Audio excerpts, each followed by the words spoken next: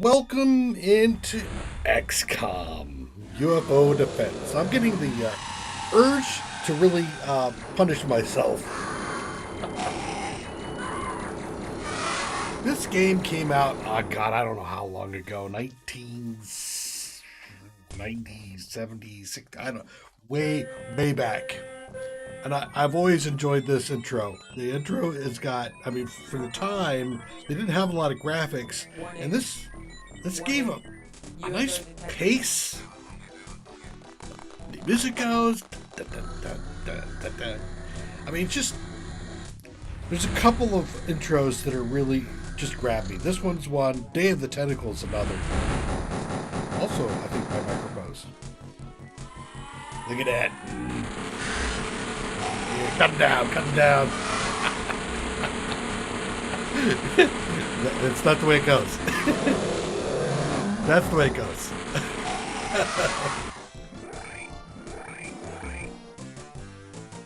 Okay.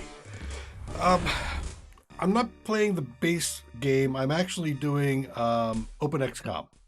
So OpenXcom is an OpenGL mod on top of XCOM. Basically, it's a rewrite, and it will take away some of the bugs that are in it and clean up a few of the UI things. But the whole flavor overall is still the same. But there's some options and stuff we're going to do. So this is going to be considered the 0-0 episode of this, where I talk about the both the installation and the options I'm using. So if you want to see some gameplay, I will have 0-1. Go to that one. That'll be the beginning of the game. OpenXcom, you can find, just do a search for OpenXcom and you'll find the download. If you want to do more than just play that game, if you want it to launch from Steam, there are some instructions. There's actually a guide, a better guide, but you're going to be copying things. Once you do the install for Windows, it'll create in your Steam directory under XCOM, OpenXcom file. You'll want to rename the OpenXcom game to DOSBox.exec, and then copy the contents of the OpenXcom folder into your XCOM Ufo Defense folder, which is just up one or two steps. Replace everything there. That will give you an executable for XCOM that Steam will launch. Steam will count your times, the hours that you play towards your total play time in the game, which is all nice. And you just have to launch it from Steam, and you're good. You're a happy camper, and you're here. The next thing we're going to do is we're taking a look at some of the options. There's a lot more options available now than there were in the original XCOM game. And so we're going to be running on 1090 by 10. I've got a bigger screen. I've got a wide screen, but the problem with that is my recording software does weird stuff to it when I use that. So we're not going to use that. We're going to go ahead and I'm doing windowed mode for it in here. I also need to use the scaler here, this OpenGL hardware acceleration. This allows me to actually grab this with XSplit, which is the recording software that I use to capture gameplay. And then the only other thing I did is I changed the Battlescape scale to ×2, just to make things fit a little bit better. I've changed the audio levels a bit here. Sounds like my background music went away. That's fine. There's the stuff there, the UI. Animation, we're going to keep all the animation. Music is going to be on auto. All that sort of stuff is all the same. All I changed here was a little bit of the scaling so that the game doesn't get too loud while I'm talking. I didn't change any of the controls or all the old ones. I did a little bit of a test game, and besides getting wiped, it's a long time. I'm going to have a little bit of a struggle with the UI controls in the beginning. That is XCOM for you. I think you might be able to find better UI controls if you want to. You can play around with stuff, but yeah, I found that when I'm trying to do like moving the screen around on the map, I was trying to use WASD, and you can't do that. You use a grab and drag with your mouse. Geoscape. Let's talk about this a little bit. This is going to control how fast things happen in the game. Scroll speed, clock speed. These are going to be things. The clock speed is how fast does the clock go when you're just sitting in the Geoscape mode, which is the view of the entire world. Uh, Clock speed, depending on your system, you should be able to come up pretty high on this. Just keep it somewhere. Dogfight speed, don't go crazy with this. If you go too fast, you won't see what happens. And I think part of the fun of this is to watch what's happening, but you don't want it to be take so long that a dogfight takes 5 minutes. So I put it up here to make things move. UI options, show funds. So this is going to show the funds next to the Geoscape clock so that I can see how much money I have in my Geoscape rather than having to wait till I get into the base. So I can always have an idea of where my money is. This is going to give me some details around funding on the countries. This is going to give me a circle on the map when I have radar going to see how much of the map am I actually covering. One of the things in the original XCOM with not having this kind of a function is just, well, how far do I cover with my radar? Now you can kind of min-max a bit of where your base is and how big of the radar is going to be. So that's kind of nice. Flight paths. So this is going to just show the flight path on the globe so you can see where things are going. I like information. Hit me with information overload, please. And this is going to help me out a little bit with that. Battlescape. On the Battlescape, we've got edge scrolls. So if I go to the side or the other side, it's going to drag the map back and forth for me. That's going to help me a little bit. But I also have the drag. So if I hold my middle mouse down, I can drag the map around. That's going to be helpful for me. One of the things that we're looking here is the scrolling speed of the map when I go to either side. You don't want it too high because if it is too high and you go to the side, all of a sudden you can't see where you were. So you want it to go slow enough that you can track where you're moving. So that's important. Player movement speed. When you actually move your character across the map, how fast will he go? If you crank this all the way up, it's almost like a teleport. Bloop, he's there. I kind of like to see the movement. Movement's going to be very important in this game. So I want to see both my movement and I want to see the alien's movement because when you see an alien, there's hidden movement in this game. So if you can't see the alien, you can't see him move. It just gives you a blank screen saying they're moving. If you can see them, it'll bring you up into the screen and it'll actually show the guy moving somewhere. So if you can memorize it with in your head, you'll know where the guy is going, and then you can go, aha, he went into the building, and then you can try to do something about flushing him out or going in, but you know that there's a risk there. Fire speed is going to be how fast the weapon travels. You don't want this to be up too high. It's nice in a way when you're shooting and you're like, yeah, did I hit him? It's nice, but when the enemy is shooting at you, you want to see the trajectory. You want to see where that shot came from so you can figure out where the hell is this guy, because the aliens are going to have better visibility than you, especially at night. And so if you're trying to, that's how I got wiped in my test game. I had floaters at night and I was trying to hunt them down without any kind of flare. It was bad. It was all bad, but hey, it was just me testing things out. They will shoot farther. They can see farther than you. So as you're trying to approach to spot them, they'll shoot you out of the dark. And if you don't have that direction of where the fire speed's coming from or where the shot's coming from, you won't know where that enemy is. And so it's really helpful to have that. UI tooltips, basically some tooltips on the Battlescape. Yes, again, information overload. If you kill one of my guys, please, go ahead and give me a big old banner saying you screwed up and you killed a guy. Thank you very much.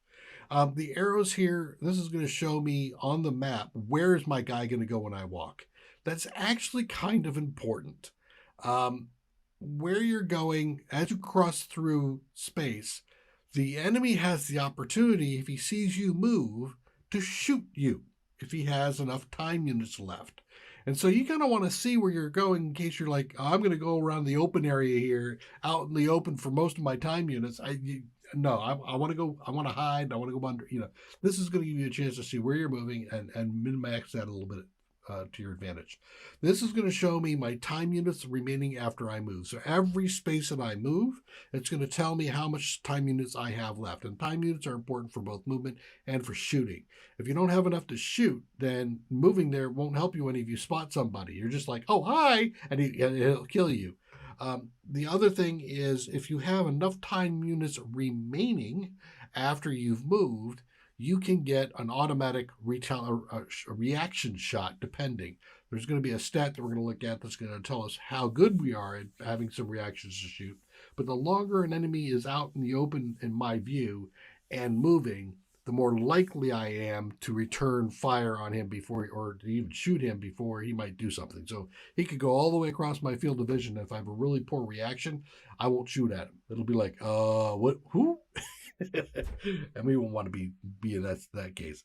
So those are the things we're going to do there. Now we're going to get into the advanced. There's a lot of stuff under advanced. So let's go through all this and take some time peeking at the different things.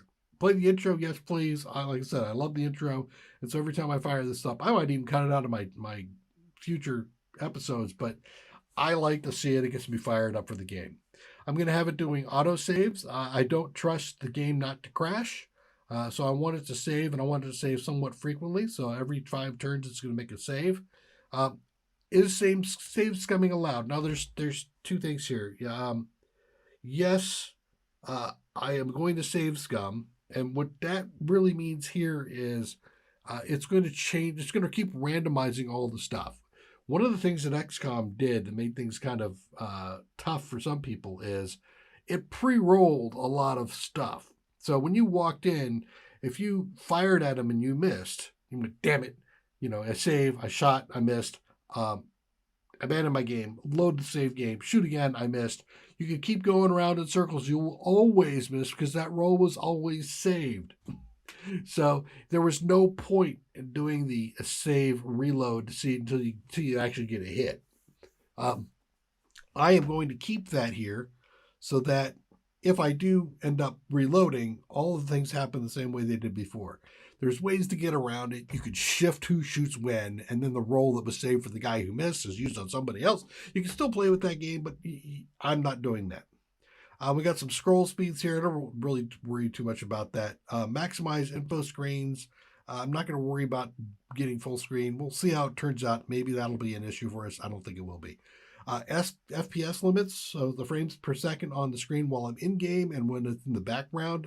So if I minimize the game and I go to another screen, it continues to run. So be careful what you're doing. If you got the Geoscape open and you decide to go check the wiki, you may come back to find yourself dead. Don't do that. Now we're going to get into the Geoscape options. Geoscape is when you see the world rotating around, and that's where you're going to be interacting with UFOs, shooting them down, and also moving your Sky Ranger around to try to find bases, or your interceptors to find bases and things like that. A few things here. We're going to just go ahead. Aggressive retaliation. I'm going to skip by the inverted scrolling. That's just UI. Aggressive retaliation is how often does this guy the UFO try to find my base and kill me? I don't really need that. Base defense is part of the game, but it's not really as interesting to me as some of the other stuff, so I'm not going to really push that. The way I build my base makes it somewhat more difficult for the aliens to come in. We're going to actually see how I'm going to do that later. And then we're going to do custom initial base. So there is an initial base build that XCOM gives you that I don't like. I want control over how I build out my facilities. And I'm going to build it out in such a way that I'm going to funnel all of the guys when they come to attack me through a single spot. And that allows me to set up crossfire and a whole bunch of retaliation stuff and basically make a no man's land if I wish until I thin them out and I have to go kill the last couple. But we're going to go ahead and do that with the initial build. We're also going to allow building queue, which means when you build a space, you are only allowed to build next to an established box. So if I have living quarters down, I can build next to the living quarters to extend it. If I don't have that done yet, if I say, okay, I'm going to build living quarters here, I can't then say, and then I'm going to build something next to it. I want to be able to do that by queuing things up. I know what my format's going to look like. I want to be able to do all that. Force launch craft. Now, this is an interesting one. In XCOM, the typically what ends up happening is when you send out your interceptors and they come back, they got to refuel and rearm, and then during that time frame, they cannot launch. They will not launch.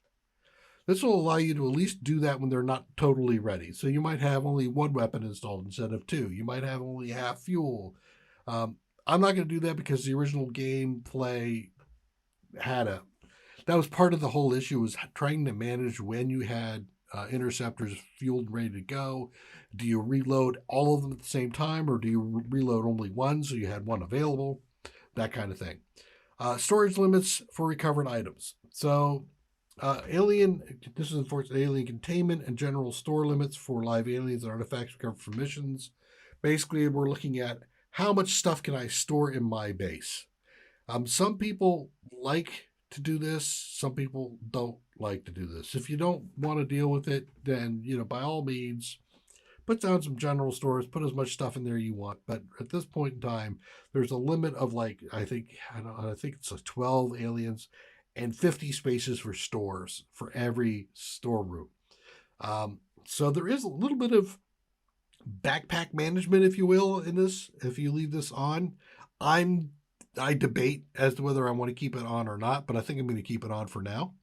I am, though, going to allow the sale of live aliens. One of the things that did happen in the original game was, an alien would it would take up space. If you captured a live alien, it was there until you interrogated him, and then he died. In this particular case, we're going to be able to sell off these aliens once we're done doing all our stuff with them, give them to the various countries to interrogate and do whatever. Psionic training at any time in the BAS game, you can only train your psionics at the beginning of the month. This is just going to allow me to stick somebody in at any point in time. I feel like that's a nice little quality of life thing, so we'll keep it up. I don't really care if there's realistic globe lighting, more realistic projection of sunlight on the geoscape according to Earth's axis and tilt. I don't really, that's fine, no. Psi strength evaluation. So evaluates the psionic strength of all our soldiers after the appropriate research is completed, rather than having to figure it out later. I want you to just tell me. Information overload. Thank you very much. Airborne transfers allows us to take a ship in flight, interceptor or whatever, and move it into another base instead. So don't come back here. Go intercept that UFO, and then go over to the other base and land over there instead. No, that's not something that was available in the original game. It is a little bit of a quality of life, but it's also one of those balancing things we're going to keep. Retain interrogated aliens. So after you research live aliens, the body will be added to the base, right? Yep. You know what? Let's go ahead and do that. We're going to retain live aliens. Give me the body. I'm going to sell it off afterwards. Field promotions. Here's one that says only soldiers that were present at the mission site are eligible for promotion. There's a whole promotion scheme within the game where you get some experience, but it will enforce a hierarchical promotion structure. So if your colonel gets killed, it will go through your roster and appropriately try to promote people to fill out your roster. I feel like that's more, it feels better to me than the only guy who can get a promotion is the one who was on the field. No, the people back at base, they're doing stuff too. Jesus, leave them alone. Predict the UFO trajectory. So this allows your interceptors to go towards where the ship is going to be rather than just chasing it. If you've played any games like the whole Vampire Survivors series that have been going crazy of late, following somebody rather than using trajectory is just, you can end up in a circle. I don't like it. Come on, my guys are more intelligent than that. So we're going to use the UFO trajectory. On the Battlescape. So this is going to be when we're playing on the map and there's aliens running around and I got my guys running around and trying to shoot stuff down. What am I going to use? I'm not going to do sneaky AI. It's tough enough as it is. But the sneaky AI might be something for later. But if you're like one of those hardcore, I want to run on Iron Man with superhuman difficulties and crank everything else up to the max, yeah, fine, go ahead and do that. But this will preserve the original feel for the aliens that are just, I'm super tough and I don't care about you and I'm just going to walk around because I'm Rambo. That's the way they tend to act. The UFO extender accuracy. This allows the shots. If I'm shooting to drop off a distance, we'll just stay with the regular accuracy as it is. Show the extra information on the screens. Elect a soldier for their inventory screen. Yes, give me again information overload. Give it to me. I also would like to have the enhanced sprite. So if I'm carrying a rifle, show me a rifle. If I'm carrying a rocket launcher, show me a rocket launcher. So I can have a little bit, at least as I'm going, some innate sense of what it is I'm going to be using and how I can react to it. Instant grenades. So when you prime a grenade, so in this game, grenades are, first they're inert. you have to prime one first. And when you prime it, you set the amount of turns it's going to take before it goes off. It could be 0 for the end of this turn, 1 for next turn, 2 for the turn after that. So you can set a whole bunch of stuff, lay a minefield, and watch the whole thing go up in like 5 turns. I'm not that. I don't think I've ever gone beyond 1. Almost always 0 instant grenades. This is going to say if I launch a grenade and I throw it at 0, just let it blow up, and that gives me some immediate feedback as to whether or not my grenade was successful. Maybe. You know what? Yeah, I think I'm going to do this. And there's another reason for where my thing go here. Battlescape, instant grenades. There. Partly for some things like when I throw smoke, I'd like to see the smoke happen. So I have this feedback. I don't want to wait till the end of the turn. So I'm going to turn that on. It's a little bit of an advantage for me because I can at least then toss my grenade, see if it killed the guy, and determine whether or not I have to move somebody else into a position to either throw another one or to fire. But I don't think that's going to matter a whole ton. Save pre-primed grenades. So if you prime during pre-battle inventory in the soldier's equipment layout, you can walk out with it primed.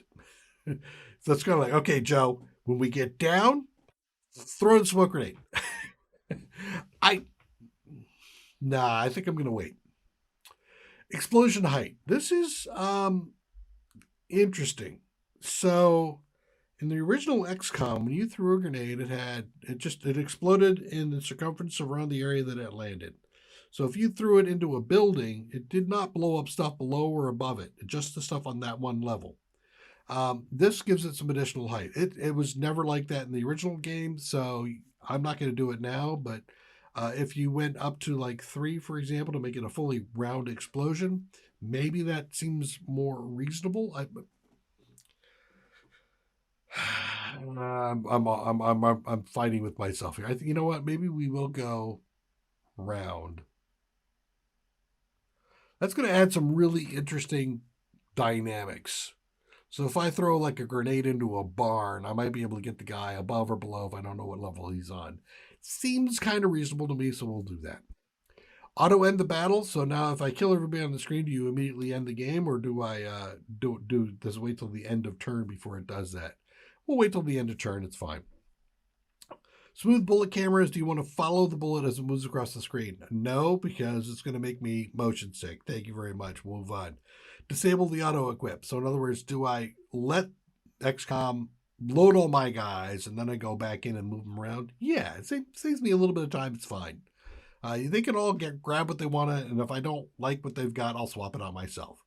Confirm the fire mode. Yes, please. This is the having to click twice in order to figure out where you're going to shoot. I am going to be struggling a little bit in the beginning with moving the map around and point in it. If I'm not confirming my fire, I'm going to be shooting into the darkness because of a misclick. And there's nothing more frustrating than having something happen to your guys because you did a misclick. Alien self-destruct. So there is some later XCOM games where if the aliens dropped their stuff, it all auto exploded. You couldn't collect it unless you had it researched. And I think even then, in some of the 2012 stuff, you couldn't do that. No, I'm going to go ahead and collect the stuff, and then when I'm ready for it and I researched it, maybe I can use it. We're going to allow the psi capture. So if you use psionics and you capture the last guy with psionics, you win. You know, I think that's fair. I don't have any problems with that. I'm also definitely going to allow improvements. In the original XCOM, your stats were some of your stats were your stats, and this was particularly true with your psionic strength. If you had a character with shitty psionic strength, you were doomed. In most cases, you just sacked the guy and went and found somebody else. There's going to be improvements in the game as we end each mission. Depending on what they did, they will get bonuses, so they'll get more accurate, they'll get better reactions, they'll get stronger, they'll get more time units, and if they're using psionics, they should get stronger psionics. Alternate movement methods, no, I'm not going to play around with that. I'm going to move on. Override line of fire. So There, in this game, the environment is destructible. This is one of the earliest games where the environments were totally destructible in most cases. There are cases where there's a hill in the way, you could drill a hole through the mountain and go through it. And so destructible environment is going to be very key in this. There are going to be times when there's an alien behind a wall and I need to take the wall out, but I want to take out the wall in a way where my line of sight will hit the alien. I'm going to line up on that alien's location. I'm going to do the control and fire, and I'll hit the wall and destroy the wall so that it opens up my firing for the next guy through that spot to hit the alien. That's absolutely key in this game. So yes, absolutely going to have override line of fire. Skip to the next turn screen. Next turn during the battle are advanced automatically after a short. So basically what it says, do you want to do the next turn? It'll just no, don't do that for me. Let me choose when I'm going into the next turn.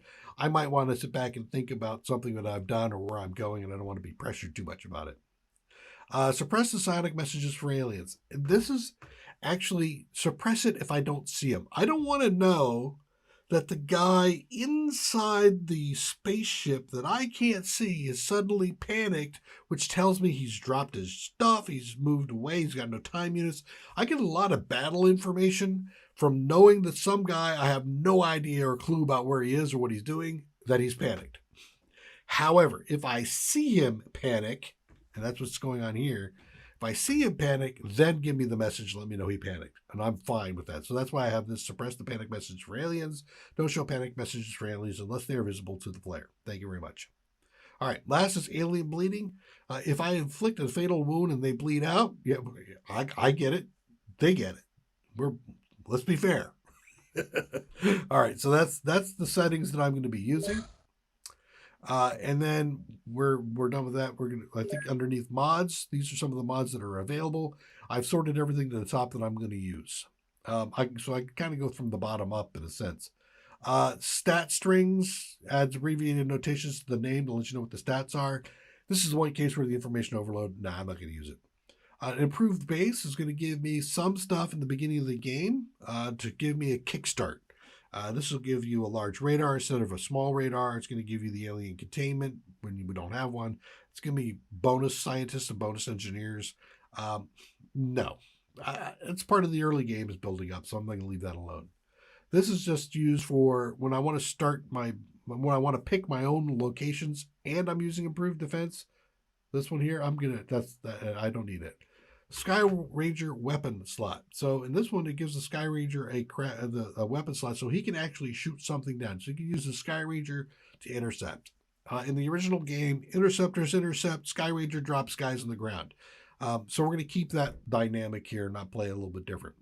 Pistol auto shot gives the standard issue pistol an auto shot. So in other words, I got a little machine gun pistol.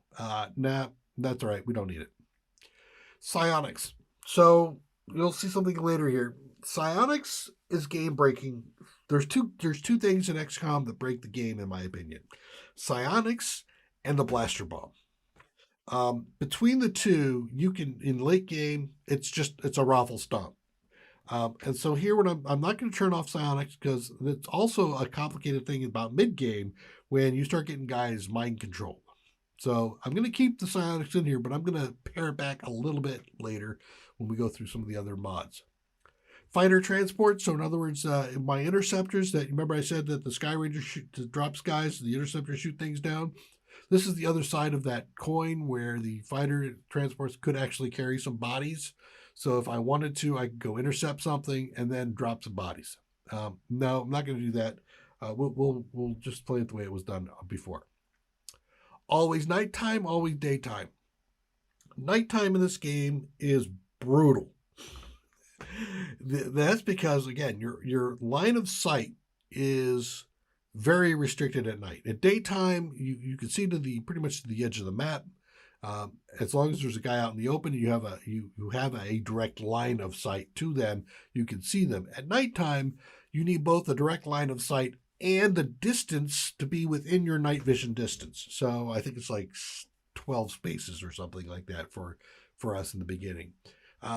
You need to worry about where you see, and like I said, the floaters and the stuff, they can see maybe 5 squares further than you. So as you're trying to figure out where they are, they're watching you wander around like an idiot. So nighttime's really rough. I'm not going to say all my missions are always going to be at night, and I'm also not going to say they're always in daytime. We're going to do the mix, and so that way you can see some of the strategic changes around going at night and going at day. At nighttime, you really have to manage your light. You have to worry about where you're moving and hiding. In daytime, you can set up a little bit better than that. All right, next thing here is going to be the starting avalanches. Actually, yes, I do want to start with the avalanches here. I'll pop that up to the top. So we'll come back to that one. Gun melee. So if I get next to an alien creatures, can I use my gun just to knock the guy out as a stun melee attack? I would say feeling wise, this might not be bad. However, there is a specific weapon in the game for stunning creatures because capturing aliens is part of your research tree. You have to capture some of them and interrogate them, and so that has to be. It has to be a very intentional thing, and so I'm going to go ahead and not do this. I'm going to have to stick with the stun rods to go out and stun something if I want to do that. The Terror from the Deep. That's the TF2D. That's the second version, or that's XCOM 2.0, 1.5. It's the next one where you're actually at sea instead of on land. This model changes things a little bit where all your direct fire weapons will do 50 to 100% of their damage. There's a randomization every time you shoot something, so it is possible to shoot an alien and do no damage.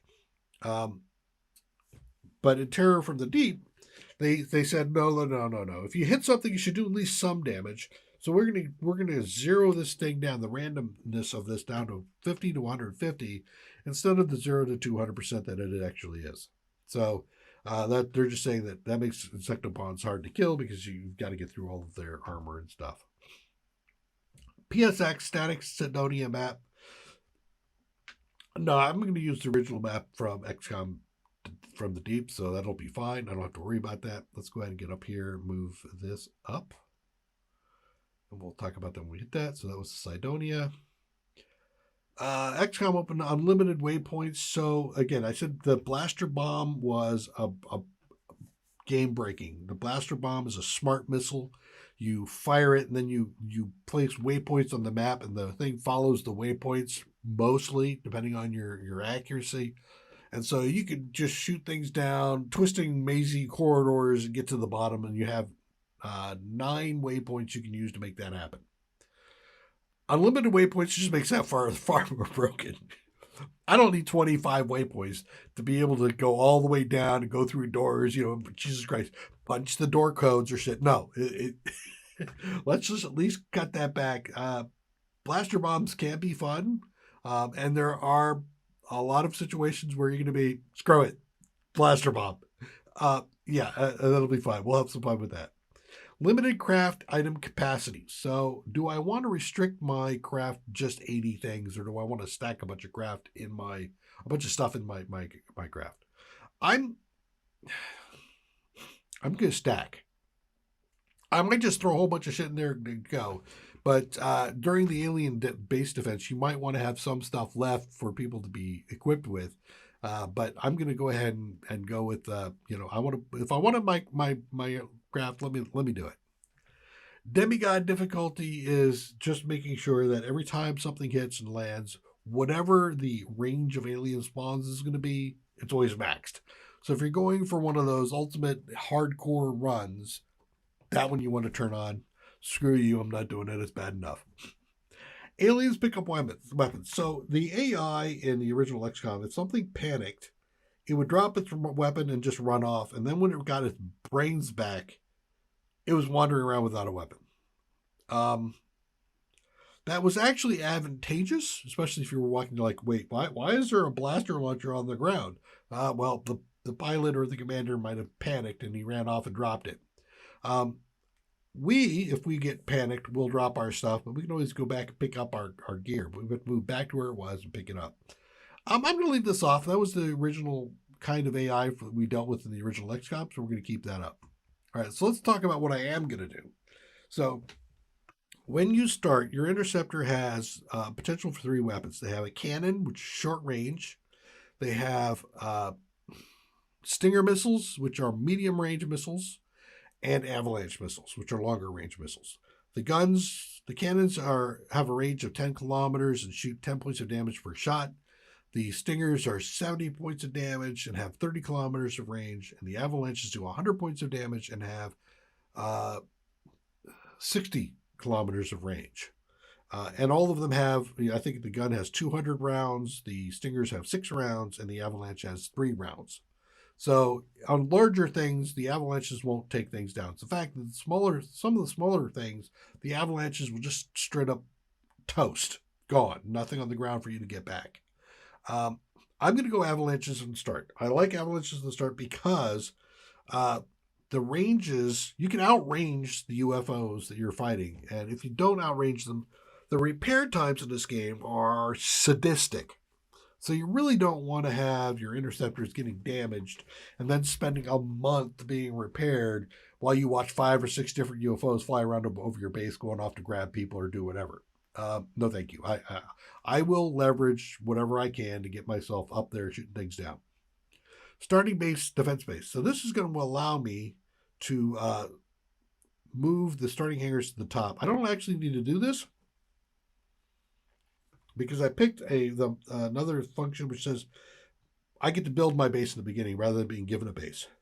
But when we do the base defense build, I'll tell you why I want to do what I want to do. I'm going to put when your base gets attacked, you get attacked through hangars and through the lift, the elevator, basically.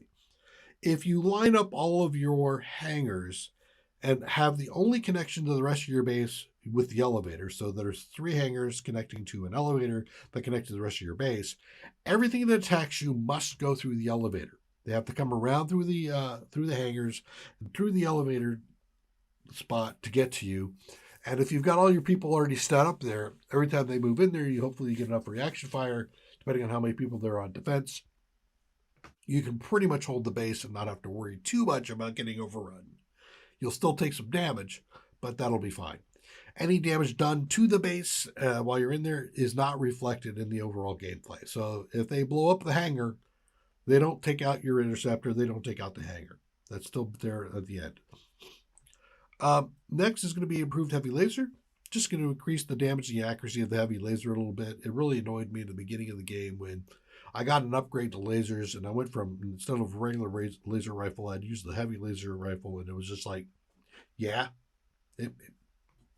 No. If I'm going to hit something with a big old ass heavy laser, at least let me feel like I hit something.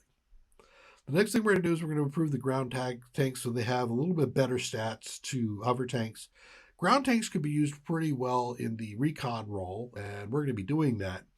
And I'd rather have a little bit more survivability rather than just, I took a tank out, it died. I took a tank out, it died. Shoot it a couple of times and then kill it, but at least give me some use out of it. There are high explosives in the game. This is going to increase the overall damage of them to 200, which will allow them to pierce the UFO walls. So now if I want to do a breach, I can. I like that idea. I don't know how often I'm going to do it, but we're going to go ahead and keep that. And then this is the psionic limiter. So we talked a little bit about the blaster bomb and how I wanted to limit that. This is how I'm going to limit the psionics. You have to have line of sight to use your psionics. Okay? Direct line of sight.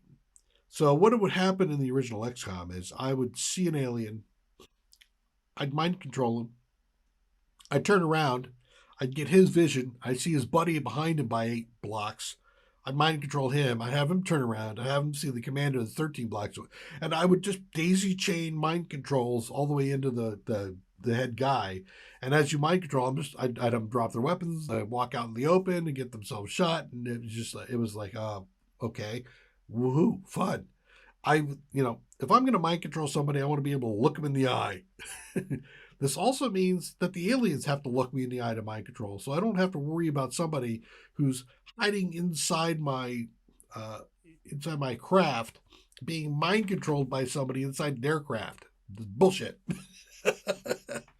So there we go. And now into the game. So I'm not going to do my Iron Man. This doesn't allow you to save, of course. It's supposed to avoid the saves coming. There's still ways around it, but I'm not going to deal with it. We're going to look at difficulties. So there's various changes with difficulty level. When you go higher in your difficulty, more critters will spawn. The first two here, this two here, and then the fifth one. So these two spawn the same. These spawn the same, and then this is like almost, it's like doing demi-human close. The other thing is going to be their skills. At beginner, I think they have a little bit of a ding at it. At experience, it's even. At veteran, they'll get a slight bonus. Up at superhuman, where they get like 125% of their skills. So it's 100% experienced, 125 at superhuman. It's not stupid high, but it is definitely something you're going to feel when you're playing. I'm going to be playing at veteran. One of the other things that are happen here is how accurate your interceptors are going to be, and then also how often you're going to have to deal with base defense retaliations. Every time you shoot down a UFO, the aliens go, does that annoy me enough? I want to go blow him up. Maybe not. It's about 4%, I think it is, for every time you shoot down a UFO, up to 20% with superhuman. So every 5 or so, you're constantly being hit by retaliations. I don't like that. So we're going to go veteran. There are ways to try to keep that from happening, but we're okay. So we're going to do veteran. Let's go ahead and fire this thing up, get our base down, and then we'll come back. All right. This is our Geoscape. If I use my middle mouse button, I can scroll it around. I'm going to select sites for there. The screen, the things you're seeing here, the 3 circles are going to be small radar, large radar, and their hyperwave, I think it is, which is late game. And you can see the large radar is not much different from the hyperwave. So large radar is where you're going to be looking for. I'm probably going to be swapping out my radar for large pretty quick. This is the area you're going to see UFOs in, potentially. There is a detection roll. And then, so you don't want to spend a lot of time looking at areas like, I don't want to do this. Okay. This would be crazy because if a UFO crashes into the ocean, you cannot recover it. It's gone. If it crashes on land, you do. In fact, that's the whole idea behind Terror from the Deep is all those UFOs you downed in the water. Well, they did shit. So you want to basically look at this large area and see if you can cover as much as possible. Like here's a good one. Here you're going to have a total of 6 bases that you can utilize. So there's only 6 of these you're going to be able to put out. The Antarctic is a valid place for bases. So ideally you want as much of an area that you can cover as possible. I think Africa is a good start. You can get all of Africa covered by your large UFO, some of Europe, some of the Middle East as well. And I just want to make sure I have a little bit of overlap onto the ocean on all this stuff so they don't sneak a base in at the bottom. All right, so we'll put it right there. Base name. Time out. I can't even think of a good base name. Violet base. No, not Violet. How about Origin?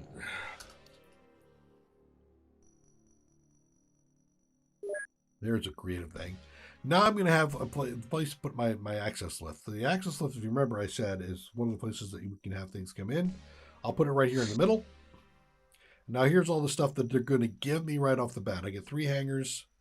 That's a 2x2, so I'll stick a hanger here, a hanger over here. Get back here. A hanger over here, and a hanger over here. Now, when things come to invade, they'll have to come in through the base here.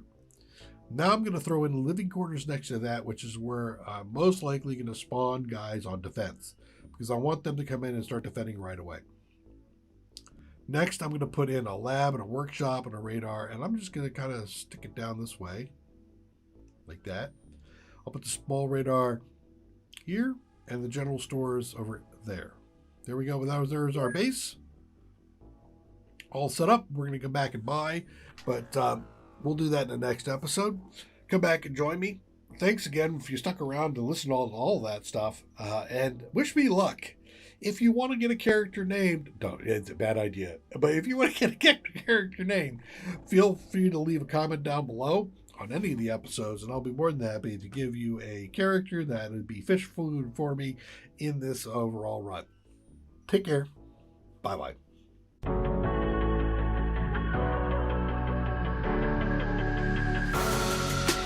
Creeping through the shadows in the corners of your mind. I go where the wind blows. I run but I don't hide. I hear the call of the wild, whispering the name. No, I can't be tamed. My heart belongs to the night. I'm alone, I'm alone, I'm a lone wolf. I'm a lone wolf. I'm a lone wolf. I'm a lone wolf. I'm a lone wolf. I'm a lone wolf. I'm a